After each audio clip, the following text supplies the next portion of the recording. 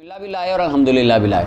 یہاں پھر سوال پیدا ہوا کہ بسم اللہ کو پہلے لائے, الحمدللہ کو بعد میں لائے. الحمدللہ کو پہلے لے آتے, بعد میں بسم اللہ کو لے آتے, تو بسم اللہ کو مقدم کرنے کی کیا وجہ ہے, پہلے بیان کرنے کی؟ پہلا تو جواب اس کا یہ ہے کہ قرآن کی اقتدا کرتے ہوئے قرآن پاک میں ایسے پہلے بسم اللہ اور بعد میں الحمدللہ, اور تو یہاں پر بھی انہوں نے ایسے قرآن پاک کا کیا, اقتدا کی. دوسری وجہ کہ ابتدا کی کتنی قسمیں ہیں؟ 3. ابتدائے حقیقی, ابتدائے اضافی, ابتدائے عرفی. تو بسم اللہ ابتدائے حقیقی پر معمول ابتدائے حقیقی جس سے پہلے کچھ بھی نہ ہو, سب سے پہلے وہ ہو, تو سب سے پہلے بسم اللہ ہے, تو لہٰذا یہ ہو گئی ابتدائے حقیقی. اور الحمدللہ ہو گئی ابتدائے اضافی یا عرفی, دونوں طرح. اضافی ہے جو کچھ سے بعد ہو کچھ سے پہلے ہو, جیسے بسم اللہ کے بعد ہے اور باقی کتاب سے پہلے ہے, اور عرفی جو مقصود سے پہلے ہو, اس طرح. تو لہٰذا دونوں یہ خیر بات آپ باقی کتابوں میں بھی آپ دیکھتے رہتے ہیں. اچھا جی, بسم اللہ الرحمن الرحیم, اللہ کے نام سے شروع میں کرتا ہوں, یا جس طرح کا کام ہو اس طرح کا. اب یہاں پر ہم کہیں گے اللہ کے نام سے میں آغاز کرتا ہوں, میں پڑھتا ہوں روزانہ بسم اللہ میں پڑھتا ہوں, یعنی جس طرح کا کام ہو اس طرح کا فعل محذوف مانا جاتا ہے, جو بڑا مہربان نہایت رحم والا. اچھا, یہاں پر کئی ترجمہ کرتے ہیں اللہ میں شروع کرتا ہوں اللہ کے نام سے, ایسے ہے نا, ٹی وی میں بھی دیکھا شروع کرتا ہوں میں اللہ کے نام سے, ایسے ہوتا ہے. یہاں پر حضرت امام احمد رضا خان بریلوی رحمۃ اللہ علیہ فرمانے لگے, انہوں نے جب ترجمہ کیا اردو میں, انہوں نے کہا جب اللہ کے نام سے شروع کرنا ہے تو یہ کیا ہوا, میں شروع کرتا ہوں میں, نام اس کے سے سیدھا پہلے نمبر پہ نام ہی اللہ کا لکھو, اور کیا کہو, اللہ کے نام سے شروع کرتا ہوں جو بڑا مہربان نہایت رحم والا. آگے حضرت خطیب تبریزی رحمۃ اللہ علیہ خطبہ لکھتے ہیں. اچھا, یہاں پر ایک چھوٹی سی بات ملا علی قاری رحمۃ اللہ علیہ کے والے سے, یہ ویسے آپ بیضاوی شریف میں پڑھیں گے جا کے. اللہ کو اللہ کیوں کہتے ہیں؟ کبھی غور کیا آپ نے اس بات میں؟ بتائیں, اللہ کو اللہ کیوں کہتے ہیں؟ جی, اس میں آپ نے کبھی غور کیا ہو؟ اب وہ تفصیل آپ ڈیٹیل پڑھیں گے, قاضی بیضاوی رحمۃ اللہ نے لکھی ہے. یہاں پر ان شارٹ بات یہ ہے کہ اس میں جلالت لفظ اللہ کے بارے میں اختلاف ہے علماء کا, عربی ہے یا غیر اجمی ہے. ملا علی قاری فرماتے ہیں والحق انہ عربی ہے, تو کلمہ عربی ہے, پھر ہے مشتق ہے یا غیر مشتق ہے, بعض کہتے ہیں غیر مشتق ہے, بعض کہتے ہیں مشتق ہے. اب جو کہتے ہیں نا مشتق ہے, ان کی کچھ باتیں ہیں. سب سے پہلے صاحب کشاف کہتے ہیں لفظ اللہ یہ مشتق ہے الہا سے. کس سے؟ بے معنی تحیرہ, اس کا معنی ہے حیرت میں ڈوب جانا, حیرت زدہ ہو جانا. یعنی اللہ کو اللہ کیوں کہتے ہیں؟ کل کائنات اس کی قدرت کی شاہکاریوں کو دیکھ کر حیرت میں ڈوب چکی ہے, اس لیے اس کو اللہ کہتے ہیں. یہ ایک معنی ہے. دوسرا, امام سبوی اور مبرد امام خلیل سے روایت کرتے ہیں, یہ کہتے ہیں کہ اللہ وہ ذات ہوتی ہے کہ جس کے اندر کل کائنات کی تمام خوبیاں جو اس کے غیر میں نہ ہوں, جس میں جمع ہوں, اسے اللہ کہتے ہیں. تو جو کائنات کی خوبیاں جو صفات کسی میں نہیں, وہ اللہ تعالیٰ کی ذات, اس لیے اللہ کو اللہ کہتے ہیں. تیسرا قول ملا علی قاری فرماتے ہیں کہ یہ ماخوذ ہے الہت الی فلان سے. الہت الی فلان, یہ جملہ تب بولا جاتا تھا کہ جب کوئی بندہ کسی کے پاس پناہ لیتا تھا نا گھبرا کے, تو کہا جاتا تھا الہت الی فلاں, فلاں بندے نے فلاں کے پاس پناہ لے لی. تو کل کائنات اپنی تمام مشکلوں مصیبتوں میں جس کی بارگاہ میں آ کے پناہ لیتی ہے وہ اللہ کی ذات ہے, اس لیے اللہ کو اللہ کہا جاتا ہے. ایک یہ معنی. چوتھا معنی الہ الفصیل سے مشتق ہے. اہل عرب اس جملے کو تب بولتے تھے جب اونٹنی کا فصیل, اونٹنی کو بچے کو کہتے ہیں, جب اونٹنی کا بچہ اپنی ماں کے ساتھ بڑا مانوس ہو جاتا تھا نا, اس وقت کہتے تھے الہ الفصیل. الہ کا لفظ اس کی محبت اور انسیت پہ بولا جاتا تھا. تو اللہ اس سے ماخوذ ہے, لفظ اللہ اس سے ماخوذ ہے. اللہ کو اللہ اس لیے کہتے ہیں کہ اس اللہ کے ذکر سے کل کائنات مانوس ہو جاتی ہے, لوگوں کو اس کے ذکر سے محبت ہے, اس کی ذات سے پیار ہے, وہ محبت والا ہے, اور اس کی محبت لوگوں کے دلوں میں گھر کرتی ہے, اس لیے اس کو اللہ کہتے ہیں. آگے ایک اور معنی لکھا کہ الہت بالمکان سے مشتق ہے, جب کوئی بندہ کسی جگہ پر قیام کرے اور وہاں سے نہ بدلے یعنی ایک مکان کے اندر تغیر نہ آئے، جب اس وقت علیحت بالمکان بولا جاتا ہے، تو اللہ تعالیٰ کی ذات وہ ہے جس میں کوئی تبدیلی قیامت تک واقعہ نہ کبھی ہوئی، نہ ہے، نہ ہوگی۔ وہ اللہ جیسا تھا ویسا ہے، ہمیشہ ویسا ہی رہے گا، یعنی اس کی قوت میں، خزانوں میں کبھی کمی نہیں آئے، اس لیے اس کو اللہ کہا جاتا ہے۔ اور ایک معنی کہا گیا کہ الولیہ، اس سے مشتق ہے، اس کے معنی محبت کے آتے ہیں، یعنی کل کائنات میں اپنی مخلوق سے سب سے زیادہ محبت کرنے والی اللہ کی ذات ہے، اس لیے اس کو اللہ کہا جاتا ہے۔ اچھا، ہمارے ہاں جملہ بولا جاتا ہے کہ اللہ 70 ماؤں سے زیادہ پیار کرتا ہے، یہ جملہ غلط ہے، یا اس کی ہم طویل کی جائے گی کہ 70 ماؤں سے، 70 ماہیں نہیں، اگر ہم کہیں اللہ کروڑ ماہ سے بھی زیادہ پیار کرتا ہے، یہ بھی کم ہے، ارب ماہ یہ بھی کم ہے۔ 70 کا لفظ جو تھا عربی میں، آگے پڑھیں گے انشاءاللہ، حدیث پاک میں جہاں آتا ہے نا 70,000 فرمایا میری امت کے بندے جہنم سے آزاد ہو جائیں گے، بے حساب جنت میں جائیں گے، اس کا مطلب ہوتا ہے عدد کثیر، یعنی 70، جیسے ہمارے بندے ہم کہتے ہیں کل جی جلسہ ہوا یہاں پر شیخ پورہ میں فلاں سیاسی جماعت کا، یار لکھاں بندہ آیا سی، حالانکہ بندہ لکھاں نہیں آیا ہوتا، کئی لاکھ بندے نہیں، بندہ تو 1 لاکھ بڑی مشکل سے جمع ہوتا ہے، تو ہم کیا کہتے ہیں بڑی دنیا سی، ادھا ملک آیا سی، یہ ہوتے ہیں مبالغے کے جملے، ایسے ہی ہے نا۔ تو یہ جو ہمارے عرف میں بولا جاتا ہے نا اللہ 70 ماہوں سے زیادہ پیار کرتا ہے، یہ مبالغے کے لیے بولا جاتا ہے، حقیقت میں یہ جملہ کسی حدیث پاک میں نہیں آیا کہ اللہ 70 ماہوں سے زیادہ پیار کرتا ہے، بلکہ حدیث میں تو یہ آیا ایک رحمت تھی اس نے بانٹ دی، کل کائنات کی تمام ماؤں کو ایک رحمت اس نے دی، اور اپنے پاس اس نے 99 سنبھال کے رکھ لی۔ وہ 99 کس کے لیے؟ فرمایا اپنے بندوں کے لیے، قیامت کے دن اپنے بندوں پہ نشاور فرمائے گئے، یہ آیا حدیث میں، تو لہٰذا یہ 70 ماہوں کا تو تقابل ہی نہیں بنتا، تو اس لیے اللہ کو اللہ کہا جاتا ہے۔ یہ کچھ چھوٹی سی 2-4 باتیں تھیں حضرت مولا علی قاری رحمۃ اللہ علیہ کی۔ اچھا، پھر لفظ اللہ کے بارے میں ایک مزید اہم بات اور، کہ حضرت سیدنا شیخ عبد القادر جیلانی رضی اللہ تعالیٰ ان کے بارے میں بھی مولا علی قاری رحمۃ اللہ نے لکھا ہے کہ آپ فرماتے ہوتے تھے الاسم الاعظم هو اللہ، اسم اعظم اللہ ہے، لفظ اللہ رب العالمین کا جو نام ہے یہ اسم اعظم ہے، اس کے بے شمار خصائل ہیں، اس نام کے خصائل ہیں، پوری مخلوق میں کسی کا نام اللہ نہیں رکھا جا سکتا، کسی کو اللہ، کسی نبی رسول کو مجازن بھی اللہ نہیں کہہ سکتا، یہ نہیں کہا جائے، یہ صرف اللہ کا خاصہ ہے، اللہ اللہ ہی ہے، یہ نام کسی پہ استعمال نہیں ہو سکتا۔ اور ایک اور بات، یہ ویسے اختلافی سا مسئلہ ہے، مولا علی قاری رحمۃ اللہ علیہ نے جو لکھا ہے مرقات کے اندر، یہ اس کے اندر کہتے ہیں کہ لفظ اللہ کا جو حمزہ ہے، لفظ اللہ کا یہ قطعی ہے، یہ کیا ہے جی، لیکن قرائے کرام جو ہیں علم تجوید کے ماہر، ان میں سے جمہور کا اکثر کا یہ ہے کہ لفظ اللہ کا حمزہ وصلی ہے، ہم وصلی اور قطعی کا کیا مطلب ہے کہ جب کلام کو ملایا جائے یہ گرتا نہیں ہے، جیسے نا، اور وصلی جو گر جائے، یہ اذان میں کیا ہوتا ہے اللہ اکبر اللہ اکبر پڑھتے ہیں، ہمارے جو قرآن ہیں وہ اس طرح پڑھتے ہیں، لیکن حضرت امام ربانی مجدد الفسانی رحمۃ اللہ علیہ، شیخ احمد فاروقی سرندی رحمۃ اللہ علیہ نے مکتوبات شریف میں اس کے اوپر لکھا ہے کہ لفظ اللہ کا حمزہ گرایا، جیسے اللہ کی ذات میں تبدیلی نہیں ہے ایسے اللہ کے نام میں بھی آپ تبدیلی نہیں کر سکتے، یہ امام ربانی کا اجتہاد ہے۔ اور مولا علی قاری رحمۃ اللہ علیہ نے بھی یہی لکھا کہ اللہ اکبر، اس کے اندر جب اذان پڑھیں گے تو کیسے کریں گے، اللہ اکبر ایسے پڑھیں گے، اقامت ہو تکبیر ہو جب بھی ہو جہاں بھی ہو، لفظ اللہ کے الف کو گرایا نہیں جائے گا، یہ ان کا مذہب۔ لیکن اس کے مخالف بھی ایک رائے ہے، دونوں طرح کے اپنے دلائل ہیں، یہ ایک محبت بھری رائے ہے، وہ بھی ہے، ان کے دونوں کے دلائل ہیں۔ خیر، تو لفظ اللہ کا حمزہ قطعی ہے، لہٰذا آپ جب اذان پڑھیں اللہ اکبر اس طرح پڑھیں۔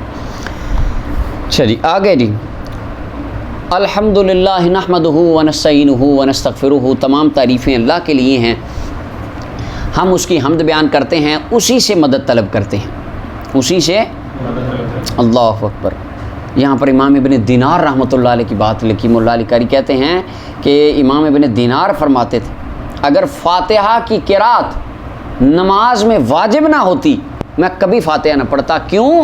اس کی وجہ مجھے پتہ ہے میں اس کے اندر سچا نہیں، نماز میں پڑھتا ہوں ایاک نعبد و ایاک، یا اللہ تجھی سے مدد مانگتا ہوں، فرمایا کیا تو اس میں سچا ہے؟ سارا دن لوگوں کے دروازوں پہ مانگتا نہیں پھرتا، رزق کے لیے دوڑتا نہیں پھرتا تو، حالانکہ رزق کی تلاش کے لیے نکلنا یہ ایک ثواب ہے، باعث نیک عمل ہے اور یہ باعث ثواب ہے، لیکن یہ صوفیاء کا ایک خاص درجہ تھا، وہ جو آتا ہے نا حدیث میں فرمایا جوتی کا تسمہ بھی ٹوٹ جائے تو اللہ سے مانگ، یہ صوفیاء کا درجہ ہے، بہت خاص اوپر والا درجہ۔ ہم تو ایسے آپ نہیں کہتے ابا جی پیسے دے دیں، مانگتے کہ نہیں مانگتے، ہے کہ نہیں؟ دنیا کی ضروریات، یہ اللہ تعالیٰ نے دنیا کو جوڑا ہی اسباب کے ساتھ ایک دوسرے کے ساتھ، یہ لیکن یہ ان کا ایک تقویٰ تھا اشد درجے کا۔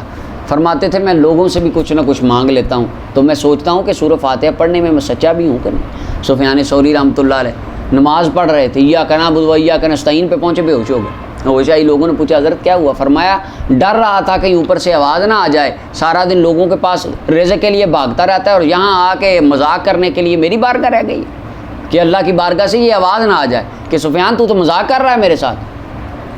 یہ ان کا تقویٰ اور پرہیزگاری تھا۔ فرمایا اسی سے مدد طلب کرتے ہیں ونستغفرہ، اور اسی سے بخشش مانگتے ہیں تمام گناہوں سے۔ ونعوذ باللہ من شرور انفسنا، ہم اللہ کی پناہ میں آئے اپنے نفسوں کے شر سے، جو نفس کا شر ہوتا ہے اس سے، ومن سیئات اعمالنا، تمام برے اعمال سے، من یہدہ اللہ فلا مضل لہ، جس کو اللہ تعالیٰ ہدایت دے دے اس کو کوئی گمراہ نہیں کر سکتا۔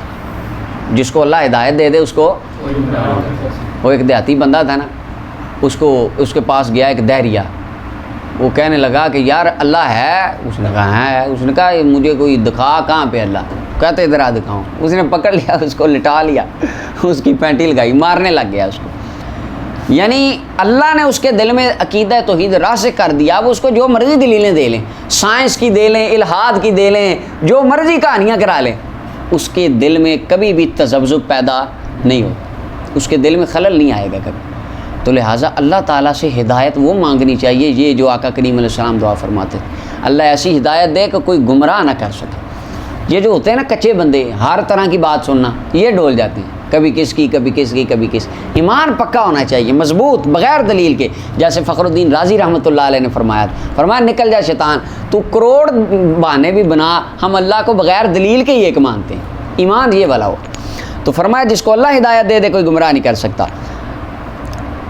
وَمَن يُضْلِلْ فَلَا هَادِيَ لَهُ، اور جس کو اللہ تعالیٰ گمراہ کر دے فَلَا هَادِيَ لَهُ، اس کو کوئی ہدایت نہیں دے سکتا۔ اور یہی بات ہے کہ دیکھیں ابو جہل آقا کریم علیہ السلام کے ساتھ رہا، خاندان کا بندہ، سگا چچا، اللہ نے ہدایت اس کے مقدر میں لکھی، بس اللہ تعالیٰ نے اس کو ہدایت نہیں دی۔ تو دیکھ لیں چاند ٹوٹتا بھی اس نے دیکھا، آقا کریم علیہ السلام سے قرآن اترتا اس نے دیکھا، سنتا، ہر چیز سنتا تھا، دیکھتا تھا، لیکن نہیں ہے۔ تو لہٰذا اللہ تعالیٰ سے اپنے نسلوں کی ہدایت مانگنی چاہیے دعاؤں میں۔ اچھا جی، واشہد ان لا الہ الا اللہ، اور میں گواہی دیتا ہوں کہ کوئی خدا نہیں ہے سوائے اللہ کے، ایسی گواہی دیتا ہوں تکون للنجات وسیلہ، جو میری نجات کا وسیلہ بن جائے، ولرفع الدرجات کفیلۃ، اور بلندی درجات کے ضامن بن جائے، یعنی میری وہ گواہی میرے قیامت کے دن درجات بلند کرے اور نجات کا وسیلہ ہو۔ اور میں گواہی دیتا ہوں ان محمدً عبدہ ورسولہ، جناب محمد مصطفیٰ صلی اللہ علیہ وسلم اللہ کے خاص بندے اور اللہ کے رسول ہیں۔ الذی بعثہ، وہ ذات کہ جن کو اللہ تعالیٰ نے بھیجا، وطرق الایمان قد عفت آثارھا، اس حال میں کہ ایمان کے جو راستے تھے اس کے نشانات مٹ چکے تھے، ایمان کے راستے کے نشان وخبت انوارھا، اس کے انوار بجھ چکے تھے۔ اللہ اکبر، کس طرح؟ افت آثارھا ووہنت ارکانھا، اس کے ارکان کمزور ہو چکے تھے، وہنت کا مطلب ہوتا ہے کمزور ہونا، وجہل مکانھا، اور اس کی جگہ وہ مجہول ہو چکی تھی، گم چکی تھی۔ کس طرح کہ جناب عیسیٰ علیہ السلام کا آخری آپ وہی تھے رسول عیسیٰ علیہ السلام، تو ان کے جتنے ماننے والے تھے وہ ویسے ہی غاروں میں چلے گئے تھے۔ عیسیٰ علیہ السلام کے چند بندے تھے حواری بچے، وہ چلے گئے غاروں میں، جا کے پہاڑوں کی غاروں میں پناہ لے لی دین بچانے کے لیے، وہ وہاں جا کے انہوں نے عبادت شروع کر دی، اور تبلیغ کا بالکل سلسلہ ختم ہو چکا تھا۔ اور یہ اہل عرب کی حالت تو سامنے آپ کے، ان کے اندر اسلام کے اخلاقیات نام کی چیز نہیں باقی بچی تھی۔ فشید صلوات اللہ علیہ وسلامہ، تو رب تعالیٰ نے پھر دوبارہ، اللہ تعالیٰ نے دوبارہ پھیلایا، اٹھایا اس چیز کو، جناب آقا کریم علیہ السلام نے، اللہ تعالیٰ نے بلند کیا صلوات اللہ، اللہ تعالیٰ کی کروڑ رحمتیں صلاۃ و سلام ہو آقا کریم علیہ السلام پر، من معالمہا ما عفا، ان نشانات سے جو مٹ چکے تھے، یعنی اللہ تعالیٰ نے رسول اللہ کی نسبت اور وسیلے سے ان چیزوں کو دوبارہ روشن کر دیا جو مٹ چکی تھی۔ وشفا من العلیل، اور اللہ تعالیٰ نے بیمار کو شفا عطا فرمائی کلمہ توحید کی تائید میں۔ من کان علی شفا، ان بیماروں کو جو گڑھے پر پہنچ چکے تھے۔ کون ان سے بیمار؟ قرآن پاک میں اللہ تعالیٰ فرماتے ہیں وَكُنْتُمْ عَلَىٰ شَفَا حُفْرَةٍ مِّنَ النَّارِ، تم کہاں پر تھے؟ جہنم کے گڑھے کے اوپر۔ فَأَنْقَذَكُم مِّنْهَا، میرے نبی آئے، انہوں نے تمہیں جہنم سے نکال کے جنت کی طرف ڈال دیا،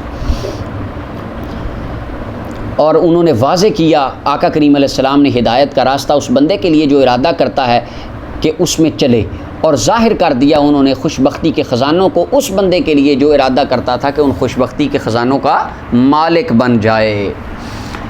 اما بعد، بہرحال حمد و صلات کے بعد، فَإِنَّ التَّمَسُّكَ بِهَدِيهِ، بے شک مضبوطی سے پکڑنا ہدایت کے رستے کو وہ پورا نہیں ہوتا مگر پیروی کرنے کے ساتھ اس چیز کی جو آقا کریم علیہ السلام کے سینے سے نکلا ہے، یعنی ہدایت کا رستہ اس وقت تک کامل نہیں ہوتا جب تک بندہ رسول اللہ کی اتباع نہ کرے اور اللہ کی رسی کو مضبوطی سے نہ تھام لے، اور اس کا بیان اور وہ رسی کو مضبوطی سے تھامنا پورا نہیں ہوتا مگر اس کے کشف کے بیان کے ساتھ، اس کو کھولنے کے بیان کے ساتھ، یعنی قرآن پر بھی آپ اس وقت تک عمل نہیں کر سکتے جب تک قرآن کی وضاحت موجود نہ ہو، اور وہ وضاحت کس نے کی؟ نبی اکرم صلی اللہ علیہ وسلم۔ کیسے؟ قرآن میں نماز قائم کرو، ہے کیسے پڑھنی نماز، کتنی رکھتے ہیں، کب پڑھنی ہے، یہ قرآن میں نہیں ہے۔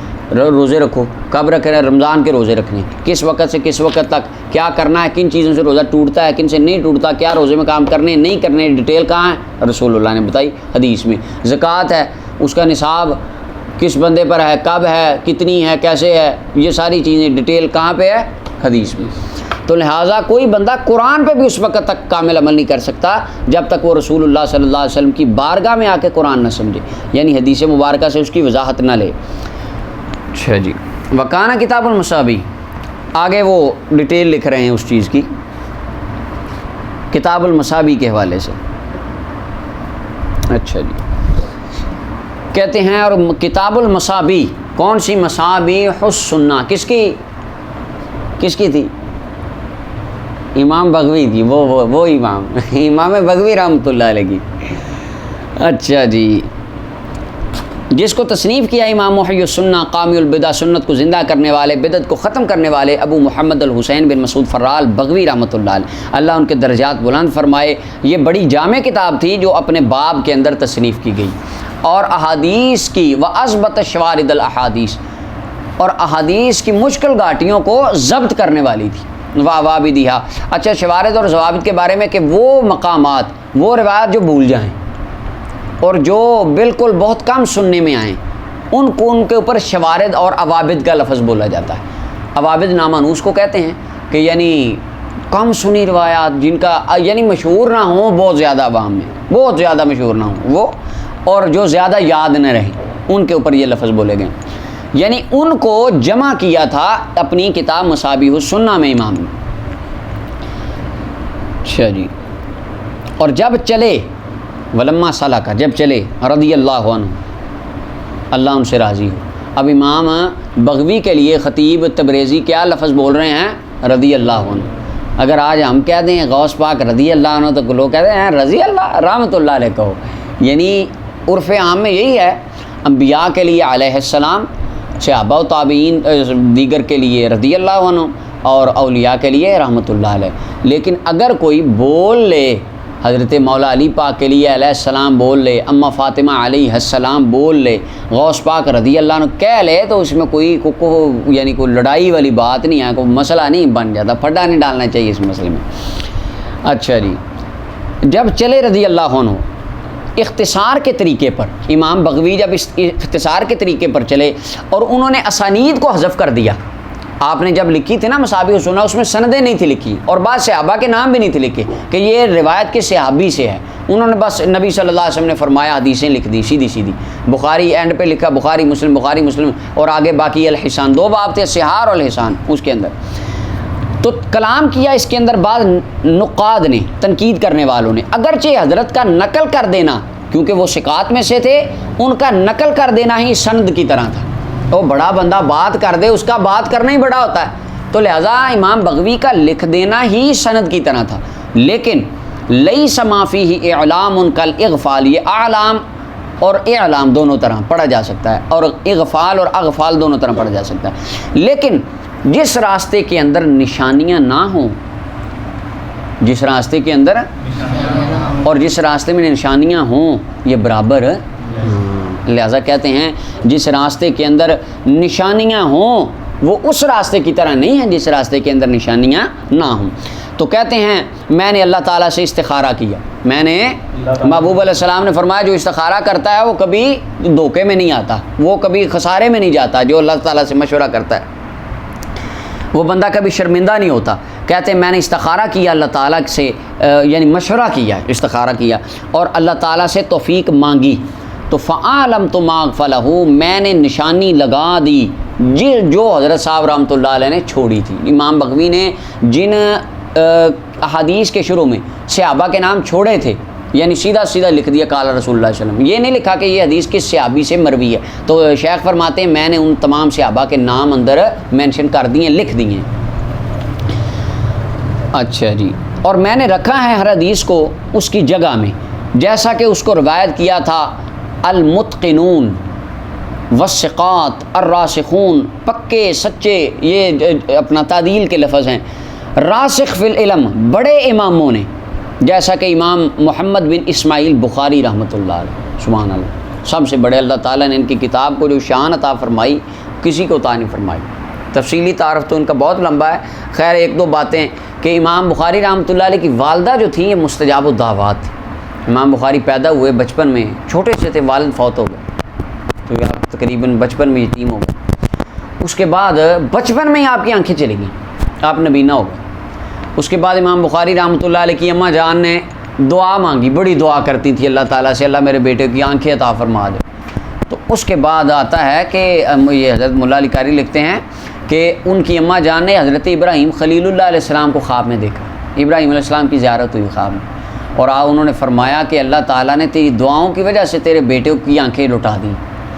تو خواب سے جب اٹھیں تو صبح گئیں، امام بخاری کی آنکھیں واپس آ چکی تھیں۔ پھر نیت کی کہ میں اپنے بچے کو، اللہ تعالیٰ نے اتنا کرم کیا، اس کو دین کا عالم بناؤں گا۔ پھر امام بخاری کو انہوں نے دین کے لیے وقف کیا، اور وہ آپ نے بڑے بڑے جید علماء سے دین کا علم لیا، اور اللہ تعالیٰ نے آپ کو پھر کیا شان دی کہ آپ نے وہ جو کتاب امام بخاری کی صحیح بخاری پوری دنیا میں مشہور ہوئی، سب سے زیادہ پوری دنیا میں اللہ تعالیٰ نے اس کو ایک دوام اور شہرت عطا فرمائی۔ اور اس کے بارے میں آتا ہے امام بخاری ان کو جمع کرتے تھے تو آقا کریم مدینہ شریف، بلکہ جب انہوں نے حدیثیں لکھی امام بخاری نے صحیح بخاری کی، ہر حدیث لکھنے سے پہلے غسل کرتے تھے، 2 رکعت نماز پڑھتے تھے، پھر ایک حدیث لکھتے تھے، اس طرح انہوں نے لکھی۔ اور جو تاریخ الکبیر کے بارے میں آتا ہے کہ وہ انہوں نے مدینہ پاک میں رسول اللہ کی قبر مبارک کے قدموں میں بیٹھ کے وہ کتاب لکھی، تاریخ الکبیر الفاظ، یہ ان کی محبت تھی۔ اور امام بخاری رحمۃ اللہ علیہ کے بارے میں آتا ہے کہ ایک مرتبہ آپ نماز پڑھ رہے تھے، نماز میں نا کرتے کے اندر بھیڑ داخل ہو گیا، 17 ڈنگ مارے اس نے، 17، سلام پھیرا تو قمیض اٹھائی، 17 نقش، پوری کمر سوج گئی۔ تو شاگرد نے کہا کہ آپ نے پہلی مرتبہ ہی نماز کو ختم کر دینا تھا، یا اس کو ہاتھ لگا کے مار دینا تھا، ختم کر دینا تھا۔ تو فرمانے لگے میں جس قرآن کی صورت میں ڈوبا ہوا تھا نا، میرا دل نہیں کر رہا تھا اس سے باہر آنے، میں نے صورت پوری کی، نماز پوری کی، اب اٹھایا۔ یعنی ان لوگوں کی نمازیں بھی ایسی تھیں۔ اور امام بخاری رحمۃ اللہ علیہ رمضان المبارک کے اندر ایک دن میں پورا قرآن پڑھا کرتے تھے، 30 روزے 30 ختم قرآن، یہ آپ۔ اور امام ابن کثیر نے فضائل القرآن کے اندر پورے صحابہ کی اور تابعین کی اور اماموں کی لسٹ لکھی ہے جو ایک دن میں قرآن پڑھا کرتے تھے، ایک رات میں قرآن پڑھا کرتے تھے، وہ لکھی۔ اب بخاری کے اندر حدیث ہے، نبی علیہ السلام فرمایا 3 دن سے پہلے قرآن ختم نہ کرو، اور امام بخاری کیا کرتے تھے ایک دن میں؟ کسی خارجی سے پوچھیں اس کا کیا مطلب ہے؟ یعنی تفہیم کے اندر فرق ہے، جو جسے فرمایا گیا نا 7 دن میں قرآن ختم کرو، 15 دن میں کرو یا 3 دن، وہ مطلب ہے کہ ترجمے دیکھ کے، سوچ کے، غور و فکر کر کے، سمجھ کے۔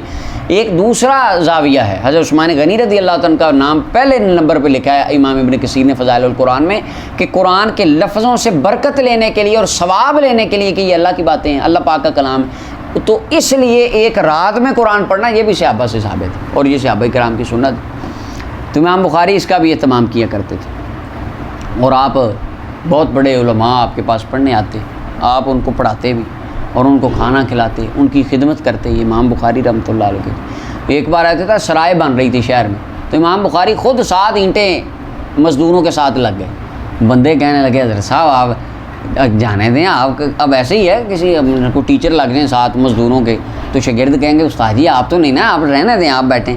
تو آپ فرمانے لگے اسی کام کا تو آگے فائدہ ہونا۔ علامہ ذہبی رحمۃ اللہ علیہ نے سیر اعلام النبلاء میں لکھا ہے، امام بخاری کو جب دفن کیا گیا نا، دفن کیا ہی گیا، ان کی قبر کی مٹی سے خوشبو آنے لگ گئی، اور لوگ کئی دنوں تک دور دور سے یہ خبر پھیلی، لوگ آتے اور امام بخاری رحمۃ اللہ کی قبر کی مٹی اٹھا کے گھر لے جاتے، حتیٰ کہ ایسا ہوا قبر مبارک کے اوپر جو تربت بنائی تھی وہ گہری اندر کو جانے لگ گئی۔ پھر انہوں نے دوبارہ وہاں پہ مٹی ڈال کے اور اس کو پھر آگے کیا کہ جانے دیں، آپ کیا کو کرنے والے کام کریں۔ بس بندے بھی تو پھر محبت والے زیادہ ہی محبت کر جاتے ہیں نا مٹی کی اٹھا کے۔ اور علامہ ذہبی رحمۃ اللہ علیہ نے سیر اعلام النبلاء میں لکھا ہے کہ ایک بار بارش نہیں تھی، وہ یعنی بالکل بارشوں کا موسم آ گیا، بارش ہی نہ ہو، قحط پڑ گیا، تو اس وقت ایک اللہ کا ولی درویش بندہ وہ بادشاہ کے پاس گیا، اس نے کہا آپ باہر آ، پوری قوم کو نکال اور امام بخاری کے قدموں میں کھڑا ہو، دربار پہ آ امام بخاری کے، ان کے مزار پہ کھڑا ہو کے ان کے وسیلے سے دعا کر، اللہ رحمت کرے۔ بادشاہ آیا، پوری قوم آئی، وہ ولی اللہ بھی آئے، درویش آیا، امام بخاری کے قدموں میں دربار پہ کھڑا ہو کے دو، یا اللہ اس صاحب قبر کی وسیلے سے بارش عطا فرما۔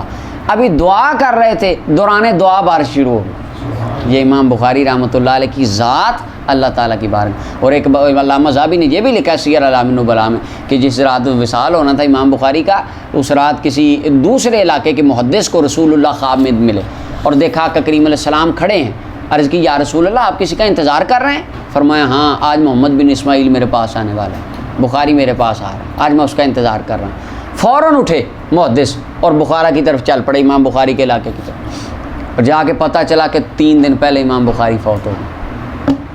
اتنی مقبولیت آقا کریم علیہ السلام کی بارگاہ میں تھی۔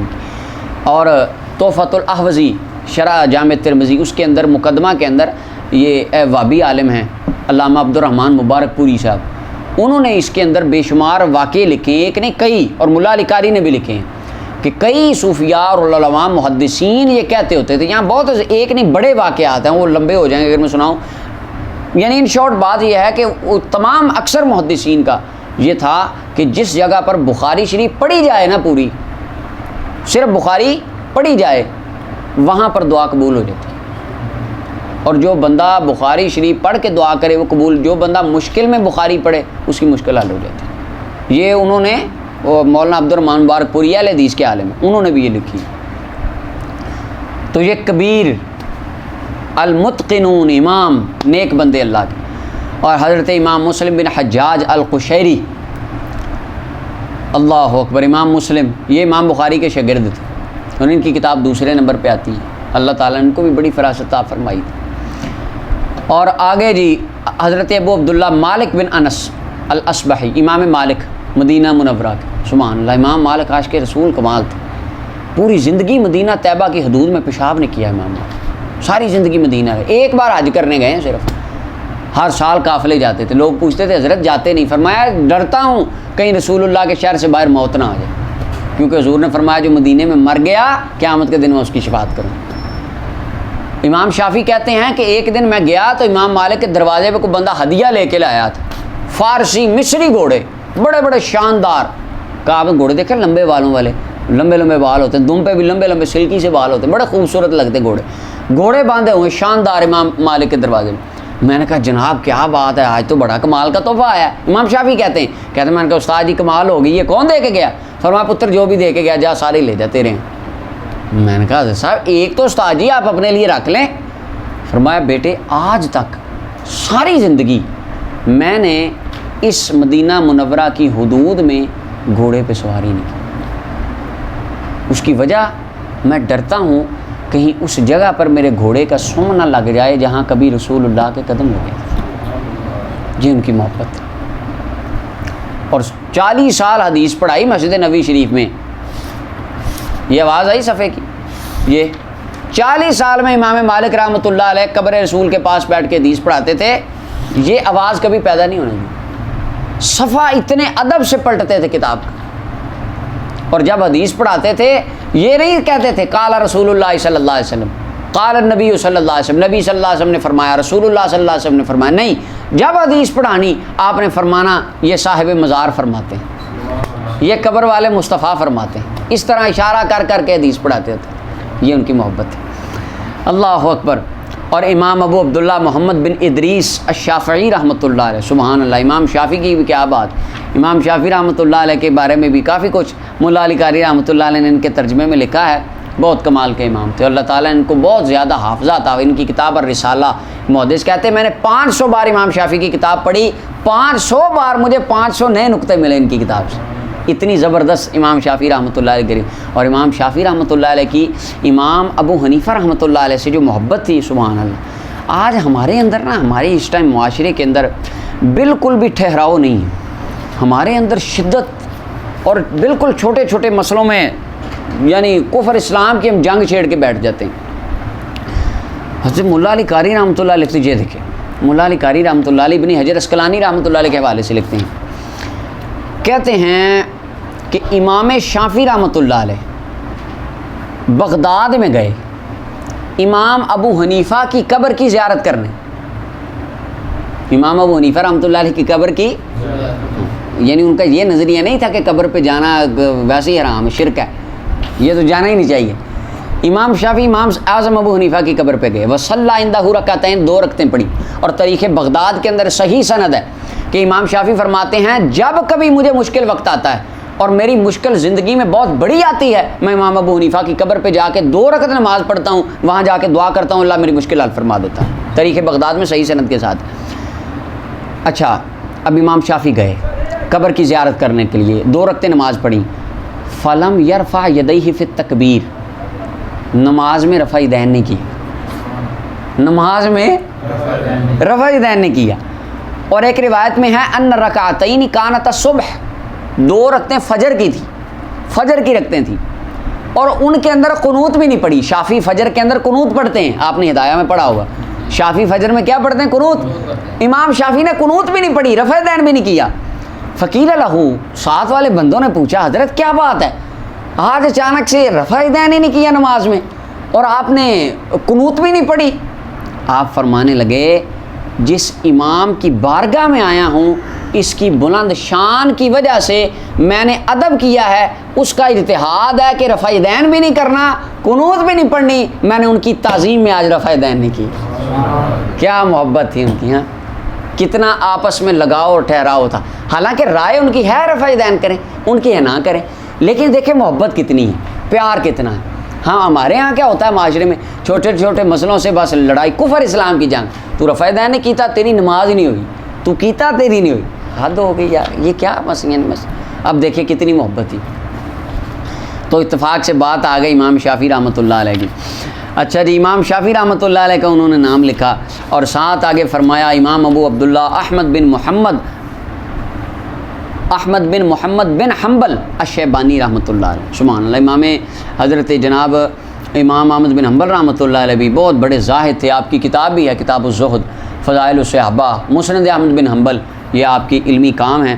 حضرت امام ابو داؤد فرماتے ہیں کہ میں جتنی بار بھی حضرت امام احمد بن حنبل رحمۃ اللہ علیہ آپ کی خدمت میں، آپ کی مجلس میں گیا، میں نے ساری زندگی کبھی دنیا کی بات ہوتے نہیں دیکھی، آخرت کی باتیں، اللہ رسول کی باتیں بس آپ کیا کرتے تھے۔ اللہ اکبر۔ اچھا جی، آگے امام احمد بن حنبل پہ خلق قرآن کا مسئلہ کے ساتھ اختلاف ہو گیا، آپ کا جنازہ جیل سے اٹھا تھا، آپ کو درے مارے جاتے تھے، وقت کا امام تھا۔ آج آپ اور میں کیا چیز ہیں یار، ہیں وقت کا امام احمد بن حنبل رحمۃ اللہ علیہ، کیا بات۔ اور ایک وقت تھا جب آپ دنیا سے چلے گئے، لوگ آتے ہوتے تھے اور لوگ آ کے کہتے تھے اہل بغداد کو کہ ہمیں وہ چبوترا دکھا دو جہاں احمد بن حنبل بیٹھ کے حدیث پڑھایا کرتے تھے، ہم ایک بار وہاں بیٹھ ہی لیں، اس چبوترے کو چوم لیں، یہ محبت تھی لوگوں کی۔ لیکن جنازہ جیل سے اٹھ رہا، یہ دیکھ کتنے ظلم ہوئے امام۔ اور آگے امام احمد بن محمد الکندی کہتے ہیں میں نے خواب میں امام احمد بن حنبل کو دیکھا شہادت کے بعد. میں نے کہا جناب کیا کیا اللہ نے آپ کے ساتھ, بتائیں کیا بنی؟ فرمایا اللہ نے مجھے بخش دی اور اللہ تعالیٰ نے مجھے فرمایا اے احمد بن حنبل تجھے میری وجہ سے مار پڑتی تھی نا. اللہ اکبر, کیا کمال نہیں ہوگا. فرمایا تجھے میری وجہ سے مار پڑتی تھی نا, تو میری بات کرتا تھا میرے قرآن کی, کہ قرآن ہے مخلوق نہیں ہے, تو میری وجہ سے مار پڑی ہے نا تجھے. آج کوئی بندہ صلاۃ پڑھ لے, درود سلام پڑھ لے, کوئی ہو جائے پرچہ, مولانا صاحب اندر, حضرت صاحب جیل میں, تو قیامت کے دن اس کا بھی تو حساب ہوگا. اللہ پاک یہ تو پوچھے گا نا, ہاں بھائی تو کیوں گیا تھا جیل میں؟ میری وجہ سے گیا تھا نا. کیوں جی لوگ جاتے ہیں قتل کی لڑائیوں میں جیل میں چلا گیا جی, ڈاکہ ہو گیا جی جیل میں چلا گیا, لڑائی ہوگی دشمنی ہوگی جیل میں چلا گیا. مولوی جاتے ہیں اللہ رسول کے لیے جیل میں, کیا جی حضرت صاحب نے سپیکر کھول کے نبی پاک پہ درود پڑھ دیا تو جیل ہو گئی. کمال نہیں ہوگی. تو رسول اللہ بھی تو قیامت کے دن پوچھیں گے نا, ہاں بھائی تو جیل میرے لیے گیا تھا. احمد بن حنبل فرماتے ہیں, اللہ پاک نے فرمایا احمد بن حنبل تجھے میری وجہ سے مار پڑتی تھی نا. عرض کی جی یا اللہ ہاں تیری وجہ سے میں مار کھاتا تھا, میں نے مسئلہ نہیں بدلا تیری رضا کے لیے. تو فرمایا اس وقت رب ذوالجلال نے فرمایا یا احمد ھذا وجہی فانظر الی فقد ابحتک النظر الی. فرمایا احمد بن حنبل پھر آنکھ اٹھا کے دیکھ, میں تیرا خدا ہوں, میں نے تیرے لیے اپنے جلووں کو حلال کر دیا, تو اب میرا دیدار کرتا رہے. سبحان اللہ. جس اللہ کے لیے مار کھاتا رہا, جس اللہ کو دیکھ, اس اللہ کا دیدار کر. سبحان اللہ. اللہ. اور ملا علی قاری آج سے 450 سال پہلے فرماتے ہیں وَقَبْرُهُ ظَاهِرٌ بِبغداد, بغداد میں آپ کی قبر ظاہر ہے, یزار اس کی زیارت کی جاتی ہے, وَيُتَبَرَّكُ بِهِ اور اسے برکت بھی حاصل کی جاتی ہے. یہ 100 سال پہلے انہوں نے قبریں گرائی ہیں, اس سے پہلے سارا کچھ ہی برکت حاصل کی جاتی تھی. اللہ. اور مزے والی بات کمال ہو گئی, ہاں یہ خارجیوں کو بات نہیں سمجھ آئے گی. ملا علی قاری 450 سال پہلے کہتے ہیں جب امام احمد بن حنبل رحمۃ اللہ علیہ کے پہلو میں آپ کے وصال کے 230 سال بعد کسی عالم کو دفن کیا جانے لگا, امام احمد بن حنبل رحمۃ اللہ کی قبر ٹوٹ گئی. ہوتا ہے نا ہمارے قبرستان میں قبر نکالی ساتھ والے کی سلیپیں ٹوٹ جاتی ہیں, بعض اوقات مستری گرا دیتے ہیں. امام احمد بن حنبل کی قبر ٹوٹ گئی. کفنہ صحیح, کفن بھی تازہ تھا. ملا علی قاری 450 سال پہلے لکھتے ہیں, کہتے ہیں کفن بھی تازہ تھا. وَجُثَّتُهُ اور آپ کا جسم مبارک لم تتغیر بالکل نہیں بدلا تھا, ایسے ہی تھا جیسے آج ہی دفن کیا. یہ امام احمد بن حنبل رحمۃ اللہ علیہ 230 سال بعد قبر کھلی تھی امام احمد بن حنبل. اللہ. اور پاکستان میں بے شمار حضرت صاحب کی ایک تقریر تھی, محمد کے غلاموں کا کفن میلا نہیں ہوتا, میں نے سنی, بڑی کمال. اس میں سب لسٹ گناتے ہوتے تھے ہمارے بر صغیر پاک و ہند, صرف یہاں کے صوفیاء جن کی پوری لسٹ تھی کہ جن کی قبریں 100 سال بعد 150 سال بعد 70 سال بعد کھلی, ان کی بالکل تازہ تھی. مولانا ابو نور محمد بشیر صاحب میرے خیال سے تھے, کوٹلی لوہارا والے شاید ان کا تھا, ان کی قبر کی سلیپیں وہ گر گئیں, اب قبر کشائی ہونی تھی. اعلان کر دیا گاؤں والوں نے, انہوں نے کہا سارے جو ہمارے برادری کے دوست بھائی رہنے والے ہیں وہ آ جائیں. انہوں نے کہا جی سنی بھی آ جائیں, وہابی بھی آ جائیں, دیوبندی بھی آ جائیں, شیعہ بھی آ جائیں, جو آنا چاہتا ہے آ جائے. کئی بندوں نے کہا کہ یار اللہ تعالیٰ کے معاملات ہیں, ہم ہی نہیں آپ دعوت دے رہے ہیں ہر بندے کو. انہوں نے کہا نہیں یار ایسے نہیں ہیں, آئیں گے سارے دیکھیں گے کہ اندر کیا ہے قبر میں.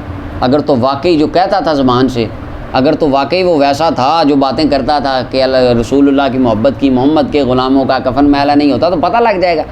اگر اس طرح نہ ہوا تو پھر بھی پتہ چل جائے. کئی سال بعد ان کی قبر کھلی تو سارے آئے, اس فرقوں کے لوگ, تمام مسلکوں کی جماعتوں کے لوگ آئے, اور جب ان کی قبر کھولی ان کے کفن میں موجود گلاب کی پتیاں بھی تازہ تھیں. ساری زندگی جنہوں نے رسول اللہ کا نام لیا. بڑے اس طرح کے خیر واقعات. اچھا جی, امام ترمذی, ابو داؤد, حضرت امام ابو داؤد, امام نسائی اور امام محمد بن یزید ابن ماجہ اور امام دارمی اور امام دارقطنی, امام بہقی اور امام ابو رزین بن معاویہ العبدری اور ان کے علاوہ وقلیل ما ہوا, اور اس کے علاوہ بہت تھوڑے ہیں, ان تمام سے کہتے ہیں میں نے احادیث لی, جیسا کہ انہوں نے روایتیں کی. اور جب میں کسی حدیث کو ان کی طرف منسوب کرتا ہوں تو گویا کہ میں منسوب کرتا ہوں اسے نبی صلی اللہ علیہ وسلم کی طرف, کیونکہ وہ سندوں کو بیان کر کے فارغ ہو گئے اور ہمیں انہوں نے بے نیاز کر دیا. دیکھیں امام بخاری جب حدیث بیان کرتے ہیں تو پوری سند نبی پاک تک لے کے جاتے ہیں, امام مسلم, ترمذی, ابو داؤد, احمد بن حنبل, سارے اس طرح. تو امام کا اس کے اندر طریقہ ہے, وہ سند بیان نہیں کرتے, کہتے میں حوالہ دے دیتا ہوں کہ یہ بخاری میں ہے. اگر کسی نے پوری سند دیکھنی ہے تو جا کے بخاری میں دیکھ لیں, ٹھیک ہے. اگر یہ بھی یہاں پر سندیں لکھتے تو کتاب بہت زیادہ لمبی ہو جاتی. آپ دیکھیں نا 6000 حدیث کے اندر سند لے آئیں, ہر حدیث کے اندر ان کے تک پہنچتے وقت 6 نام بھی لگائیں, تو آپ 6000 کو 6 سے دے لیں ضرب, تو کتنا چلا جائے, تو کتاب بھی لمبی ہو جاتی طوال. لہٰذا آپ نے صرف سمپل حوالہ دیا, کیونکہ کہتے ہیں لِأَنَّهُمْ قَدْ فَرَغُوا مِنْهُ, بڑے امام حدیثوں کی سندیں بیان کر کے فارغ ہو گئے, ہمیں انہوں نے بے نیاز کر دیا. اچھا جی, کہتے ہیں میں نے اس کتاب کے اندر کتاب کو رکھا اور ابواب کو, جیسا کہ امام محی السنہ امام بغوی رحمۃ اللہ نے رکھا تھا, اور میں نے انہی کے اثر کے اوپر اکتفا کیا, اور میں نے تقسیم کیا ہر باب کو اکثر طور پر 3 فصلوں پر. کچھ باب ایسے آئیں گے جن میں 2 فصلیں ہوں گی, 3 نہیں ہوں گی, لیکن اکثر طور پر یعنی 95% ایسے ہی ہے کہ 3 فصلیں آئیں گی. پہلی جس کو شیخین نے روایت کیا, یا ان میں سے کسی ایک نے, یا بخاری مسلم کے متفق علیہ ہے, یا صرف بخاری یا صرف مسلم, اور میں نے انہی پر اکتفا کیا, اگرچہ اس کے اندر اور بھی مشترک ہیں. یعنی ایک حدیث ہے, اس کو بخاری مسلم ترمذی ابو داؤد ابن ماجہ 5 نے روایت کیا, تو کہتے ہیں میں نے حوالہ صرف بخاری مسلم کا دیا. کیوں؟ لعلو درجتہما, ان کے درجے کے بلند ہونے کی وجہ سے روایت کے اندر. اور دوسری فصل کے اندر میں لایا ہوں ان حدیث کو جو دوسرے اماموں سے مذکور ہیں, یہ جن کے نام لیے ہیں ان سے مذکور ہیں. اور تیسری مشتمل علی مان الباب, جو ترجمۃ الباب کے مطابق ہے, مناسبت رکھتی ہے باب سے, باب کے ساتھ ملتی ہے, میں نے وہ لائی ہے. ما محافظت علی الشریطہ وان کان معصورا عن السلف والخلف, شرطوں کی محافظت کے ساتھ ساتھ اگرچہ وہ معصور ہو سلف و خلف سے. یعنی کہتے ہیں جہاں میں صحابہ کرام یا تابعین کی کوئی قول یا ان کا کوئی اثر یا ان کا کوئی عمل لایا ہوں, تو اس کے اندر میں نے محدثین کے اصولوں کی حفاظت کی ہے, اس کے مطابق لایا ہوں. ثم انک ان فقدت, ہاں پھر اگر تو گم پائے کسی حدیث کو کسی باب میں, یعنی کوئی ایسی حدیث جو مصابیح السنہ میں تو ہے لیکن مشکات میں نہیں ہے, اگر تو گم پائے تو یہ اس تکرار کی وجہ سے ہے جس کو میں نے ساکت کر دیا. تو ایسا ہے کہ میں نے کسی اور باب میں اس حدیث کو لکھا ہے, تکرار نہیں کیا, 2 بار کوئی حدیث میں نے نہیں لکھی, ہاں یہ. اور اگر تو پائے کوئی دوسری روایت جس کا بعض حصہ چھوڑا ہوا ہے, تو وہ اختصار کے طریقہ پر ہوگا. او مضمومن الیہ, یا اس کے ساتھ کوئی اور حصہ ملایا ہے مکمل کرنے کے لیے, یعنی امام بغوی نے 2 لائنوں کی روایت لکھی, وہ اصل 8 کی تھی, میں نے ان میں سے 4 کی لکھ دی, یا انہوں نے لکھی تھی 8 کی, میں نے 2 کی لکھ دی, باقی چھوڑ دی. تو یہ میں نے کیوں کیا؟ فان دائی اہتمام, تو یہ کسی خاص اہتمام کی وجہ سے اور مقصد کی وجہ سے ہے جسے میں نے چھوڑا اور ملایا ہے. اور اگر تو مطلع ہو جائے 2 فصلوں میں اختلاف پر, شیخین کو ذکر کیے بغیر پہلی میں اور ان کو ذکر کرنا دوسری میں, یعنی پہلی فصل میں بخاری مسلم کی کوئی روایت نہیں آئی اور دوسری میں آ گئی ہے بخاری کی, حالانکہ آنی پہلی میں چاہیے تھی. اگر ایسا تو دیکھے فعلم, تو جان لے بے شک میں نے الجمع بین الصحیحین امام حمیدی کی اور جامع الاصول, ان 2 کتابوں میں غور و فکر کرنے کے بعد اس کو لکھا ہے, اور میں نے اعتماد کیا ہے شیخین کی صحیحین کے روایت اور ان کے متنوں پر. بخاری مسلم کے متن میں جو الفاظ ہیں میں نے ان کے اوپر اعتماد کر کے اس کے مطابق روایتیں لکھی. اور اگر تو دیکھے اختلاف نفس حدیث میں, اگر تو اختلاف دیکھے نفس حدیث کے اندر, یعنی حدیث کے متن میں اختلاف ہو, تو پھر فذالک من تشابہ طرق الاحادیث, تو یہ احادیث کے طرق کی کثرت کی وجہ سے, یعنی اس حدیث کے طرق بہت زیادہ ہیں جس کی وجہ سے میں نے اختلاف ذکر کر دیا, مختلف لفظوں کے ساتھ لکھی. اور شاید کہ جس کے اوپر میں مطلع ہوا ہوں اس روایت پر جس کو لے کر چلے تھے شیخ رضی اللہ تعالیٰ عنہ. اچھا جی, وقلیل ما تجد وقول, اور بہت کم تو پائے گا کہ میں کہتا ہوں کہ میں نے اس روایت کو کتب اصول میں نہیں پایا, یا میں نے پایا اس کے خلاف کتاب میں. جب تو واقف ہو جائے اس کے اوپر تو اس قصور کی نسبت میری طرف کر دینا میری کم سمجھی کی وجہ سے, نہ کہ جناب شیخ کی طرف.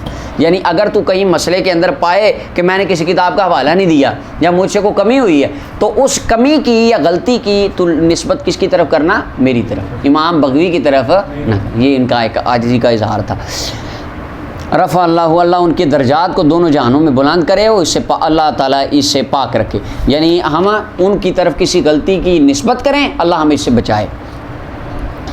اچھا جی, رحم اللہ من اذا واقف علی ذالک, اللہ رحم کرے اس بندے پر جو اس بات پر واقف ہو جائے, ہمیں تنبیہ کر دے. یعنی کسی کتاب کا حوالہ میں نہیں دے سکا، مجھے حوالہ نہیں ملا، اگر آپ کو ملے تو ہماری رہنمائی کر دینا۔ یہ امام خطیب تبریزی کہہ رہے ہیں، اگر تمہیں حوالہ مل جائے تو بتا دینا۔ اللہ اکبر، تو آج کیسے آپ بتائیں گے اگر آپ کو کوئی حوالہ مل جاتا ہے؟ آپ خطیب تبریزی رحمۃ اللہ علیہ کیسے بتائیں گے؟ ہیں زین، آپ کو اگر حوالہ مل جاتا ہے کوئی، کیسے بتائیں گے؟ یعنی مقصد ہے میری کتاب میں لکھ دینا وہاں پر، تاکہ آنے والوں کے لیے آسانی رہے اور درست راستے کی طرف ہماری رہنمائی کرنا۔ اور میں نے بالکل کوتاہی نہیں کی تنقید و تفتیش میں، یعنی میں نے محنت بھی پوری کی ہے اور حدیث کو پرکھا بھی بہترین طریقے سے، میں نے تو کوئی کمی نہیں کی اپنی طرف سے، جتنی وسعت تھی اس کے مطابق، طاقت کے مطابق، اور میں نے اس اختلاف کو ذکر کر دیا، نقل کر دیا جیسا کہ میں نے پایا، اور جس کی طرف اشارہ کیا ہے رضی اللہ عنہ شیخ امام بغوی نے کہ یہ حدیث غریب ہے یا ضعیف ہے یا اس کے علاوہ ہے، میں نے اکثر طور پر اس کی وجہ بیان کر دی۔ جس کو خود امام نے بیان کیا تھا میں نے بھی کیا ہے، اور جس کی طرف انہوں نے اشارہ نہیں کیا ان روایات میں سے جو اصول کی کتابوں میں آئی ہیں، تو تحقیق میں نے بھی اس کو چھوڑنے پر ہی اکتفا کیا ہے، مگر چند جگہوں میں کسی خاص غرض کی وجہ سے۔ یعنی جن حدیث کا حکم امام بغوی نے بتایا تھا نا، یہ حدیث صحیح ہے، یہ ضعیف ہے، کہتے ہیں میں نے وہ منو نقل کیا ہے، اور جہاں انہوں نے نہیں بتایا تھا وہاں پر میں نے بھی نہیں بتایا، لیکن کوئی ایک آدھ مقام آ جائے جہاں میں بتا دوں بس۔ اچھا جی، اور کئی جگہیں تو پائے گا خالی، اور وہ جگہیں ہیں جہاں پر میں مطلع نہیں ہوا جن کی روایت پر، یعنی وہ کتاب حدیث کس کتاب میں ہے مجھے پتہ نہیں چلا، فترکت البیاد، میں نے وہاں سفیدی چھوڑ دی ہے، خالی جگہ چھوڑ دی ہے۔ اگر تو مطلع ہو جائے تو وہاں پر حوالہ لگا دینا، احسن اللہ جزاک، آیا ہے اس کتاب کے پڑھنے والے، اللہ تجھے اچھی جزا دے۔ وسمیت الکتاب، اور میں نے کتاب کا نام مشکات المصابیح رکھا۔ مشکات کہتے ہیں طاقچے کو، آلہ، اور مصابیح چراغ، یعنی یہ ایک میں نے طاقچہ بنایا ہے اور اس کے اندر رسول اللہ صلی اللہ علیہ وسلم کی حدیثوں کے چراغ رکھ دیے ہیں۔ اب جو بندہ اس کے قریب آئے گا اللہ اس کے سینے کو حضور کی حدیث سے منور کر دے، اس لیے میں نے اس کا نام، اور بھی 3-4 وجوہات لکھی ہیں مشکات نام رکھنے کی، اور میں اللہ سے سوال کرتا ہوں توفیق کا، مدد کا، ہدایت کا، اور غلطی سے بچنے کا، آسانی کا جو میں نے ارادہ کیا، اور یہ کہ اللہ تعالیٰ مجھے نفع دے دنیا کی زندگی میں اور مرنے کے بعد، اور تمام مسلمین مرد و عورتوں کو اللہ تعالیٰ اس کتاب سے نفع دے، مجھے اللہ ہی کافی ہے اور بہت اچھا کارساز ہے۔ لا حول ولا قوت الا باللہ العلی العظیم۔